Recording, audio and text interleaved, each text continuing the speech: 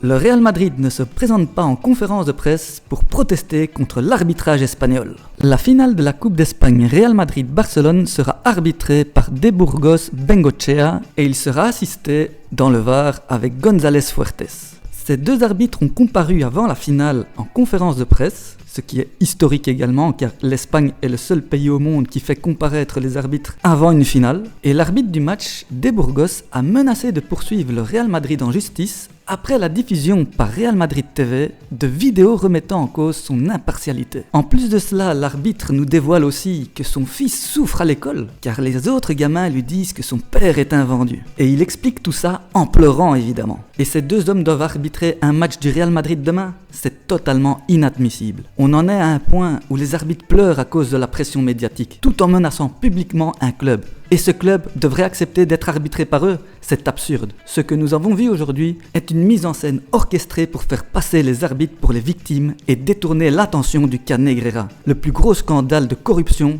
dans le football mondial. Ce n'est pas Real Madrid Télévision le problème. Ce média fait des vidéos depuis toujours. Le vrai problème, c'est qu'on a découvert que le Barça a payé un vice-président des arbitres pendant près de 2 décennies. Et aujourd'hui, ceux qui devraient donner des explications jouent les victimes comme des politiciens corrompus qui se présentent en martyrs. Je rappelle quand même que le juge d'instruction Aguirre a émis un rapport accablant avec des paiements, des pressions et des nominations arbitrales, tout pour favoriser Barcelone. Ce rapport a été acté suite à un audit et les arbitres qui étaient là à l'époque pour aider Barcelone sont encore aux commandes aujourd'hui.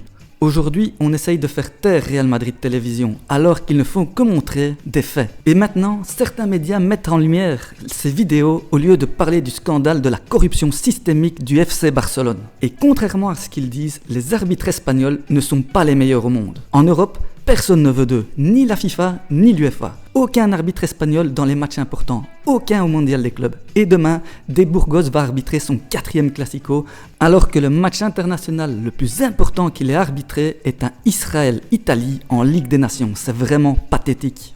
Et heureusement, le Real Madrid ne se laisse pas faire. Le Real Madrid ne participera à aucune activité organisée par la Fédération espagnole à la veille de la finale de la Coupe du Roi. Et quand on dit aucune, c'est aucune. Pas de conférence de presse, pas d'entraînement ouvert, pas de photos des entraîneurs. Mais ce n'est pas seulement l'équipe première qui est concernée. Florentino Pérez lui-même ne participera pas non plus ce soir au dîner officiel entre les présidents. Et il envisagerait même de ne pas se présenter dans les tribunes présidentielles pendant la finale. Le Real Madrid a même demandé à la Fédération espagnole de football de changer les arbitres, car ces deux arbitres ont affiché ouvertement un manque d'impartialité, mais la Fédération espagnole a rejeté cette demande. Par ailleurs, Real Madrid Télévision a réagi à la conférence de presse de ces deux arbitres et il se demande comment est-ce possible que De Burgos Bengoechea, arbitre international depuis 2017, n'ait jamais arbitré un match important. Il reproche également l'absence de questions sur l'affaire Negreira durant la conférence des arbitres et ils ont enchaîné avec une conclusion choc. Le football sera plus sain quand ces arbitres-là et Medina Cantalejo ne seront plus là. Et il sera plus juste quand la production des images n'aura plus le lien affectif avec le FC Barcelone. Ils ont aussi défendu leur ligne éditoriale. Ce que fait le Real Madrid TV relève de la liberté d'expression. Le CTA, le comité technique des arbitres, n'a pas à dire quel type de vidéos peuvent produire un média.